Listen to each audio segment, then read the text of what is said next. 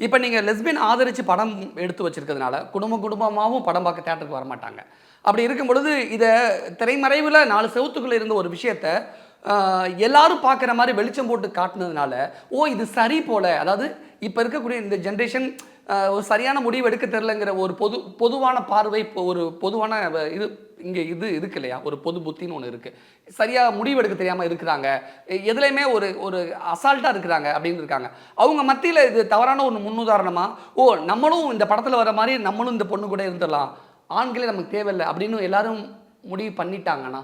இப்போ நான் வந்து ஹெட்ரோசெக்ஷுவல் அப்படின்னா, நான் இந்த படம் பார்த்தனால நான் வந்து ஹோமோசெக்ஷுவலா மாற போறது கிடையாது. ஓகே. இது இயல்பு, என்னோட இயல்பு. ஃபர்ஸ்ட் நீங்க அத புரிஞ்சுக்கணும். அதுலயும் அது நீங்க பிரச்சனைகள் அது இருக்குல்ல. நீங்க பைசெக்சுவலா இருந்தாலும் பிரச்சனை இருக்குல்ல. இல்ல டெஃபினட்டா அது பிரச்சனை கிடையாதுங்க. அது அவங்களோட இயல்புங்க. அது எப்படி பிரச்சனை ஆகும்? அது சொல்லுங்க, எனக்கு புரியல. பைசெக்சுவலா அதாவது இருந்தா அதாவதுங்க, நீங்க எந்த இடத்துல இருந்து வரீங்கன்னா, எல்லாரும் என்ன மாதிரி இருக்கணும் அப்படின்னு நீங்க சொல்றீங்க. நான் என்ன சொல்றேன்னா, அவங்க இருக்கிறது இருக்கட்டும். அவங்கள பத்தியான கதைகளும் அவங்கள பத்தியான புரிதல்களும் நம்ம சமூகத்துக்கு ரொம்ப தேவை.